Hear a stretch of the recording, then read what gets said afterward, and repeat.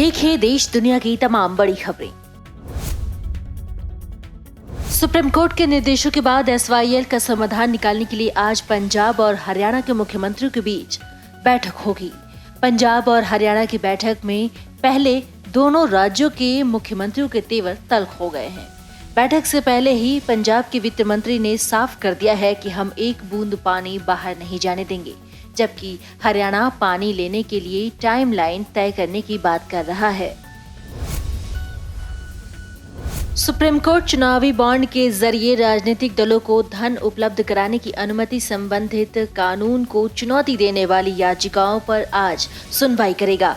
चुनावी चंदे में पारदर्शिता लाने के प्रयास के तहत राजनीतिक दलों को दी जाने वाली नकद राशि के विकल्प के तौर पर बॉन्ड की शुरुआत की गई है। देश में अब जगह जगह दुकानों पर कॉन्टैक्ट लेंस नहीं दिखाई देगा। केंद्र सरकार ने कॉन्टैक्ट लेंस विक्रेताओं को लाइसेंस प्रक्रिया के अधीन कर दिया है, जिसके तहत बगैर लाइसेंस कॉन्टैक्ट लेंस की बिक्री करना दंडनीय अपराध होगा। इसके अलावा कैंसर उपचार से जुड़े उपकरण और दांतों में इस्तेमाल होने वाले उपकरण इम्प्लांट को भी लाइसेंस के दायरे में लाया गया है। पिछले साल की तुलना में कीमतें बढ़ने के बावजूद इस साल करवा चौथ पर देश भर में 3000 करोड़ रुपए से ज्यादा का सोना बिका है। पिछले साल करवा चौथ के दिन करीब 2200 करोड़ रुपए का सोना बिका था। Confederation of all India traders और देश के छोटे ज्वेलर्स के बड़े संगठन ऑल इंडिया ज्वेलर्स और गोल्ड स्मिथ फेडरेशन ने बृहस्पतिवार को कहा कि कोरोना महामारी की वजह से 2020 और 2021 में करवा चौथ पर देश भर के सराफा बाजारों में सुस्ती रही थी।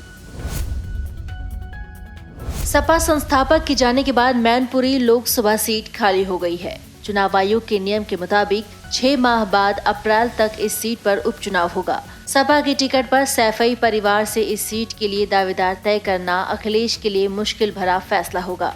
नेताजी के बाद अखिलेश के सामने न सिर्फ पार्टी बल्कि परिवार को साधने की भी चुनौती है। ऐसा इसलिए भी है क्योंकि शिवपाल खुद इस सीट पर दावेदारी कर सकते हैं। 2019 में उन्होंने इस सीट से चुनाव लड़ने की इच्छा भी जताई थी।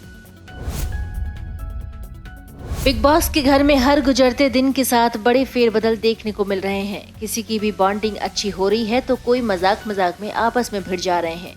ताजा एपिसोड में भी यही देखने को मिला। देश का रिफाइंड पाम तेल आयात 11 महीने में 2.7 गुना बढ़कर 17,12,000 टन पर पहुंच गया है। एक साल पहले इसी अवधि में आयात 6,28,000 टन था। इंडोनेशिया में पाम तेल की कम कीमतों के कारण ऐसा हुआ है। केंद्रीय वित्त मंत्री निर्मला सीतारमण वाशिंगटन में अपने व्यस्त कार्यक्रमों के बीच गुरुवार को जॉन्स हॉपकिंस विश्वविद्यालय पहुंची। यहाँ उन्होंने कहा कि भारत डिजिटल मोर्चे पर वैश्विक मानक स्थापित कर रहा है और देश के लोगों में विश्वास की भावना है कि ये भू राजनीतिक और आर्थिक अनिश्चितताओं का सामना करने और आगे भी प्रदर्शन करने में सक्षम होगा। भारत की यात्रा करने के इच्छुक ब्रिटेन के सैकड़ों नागरिकों को अपनी यात्राएं रद्द करनी पड़ रही है, क्योंकि यात्रा आवेदकों के वीजा आवेदन एजेंटों के माध्यम से स्वीकार नहीं किए गए हैं। आवेदक को खुद यूके के वीजा केंद्रों में पहुंचकर आवेदन करना पड़ रहा है। वहीं दूसरी ओर ब्रिटिश सरकार को अब भी भारत के साथ मुक्त व्यापार संधि होने की उम्मीद है।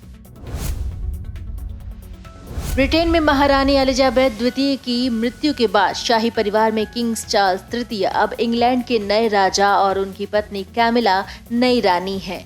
नए राजा की ताजपोशी से पहले भारत के कोहिनूर हीरे को रानी कैमिला द्वारा न पहनने की बात सामने आई है। भारत की सत्तारूढ़ पार्टी के अफसरों ने बुधवार की रात दावा किया कि रानी कैमिला के ताज में विवादास्पद कोहिनूर हीरे का इस्तेमाल औपनिवेशिक अतीत की दर्दनाक यादें वापस ला सकता है। Video desk अमरउजाला.com। डाउनलोड करें अमर उजाला ऐप और पाएं खबरें लगातार।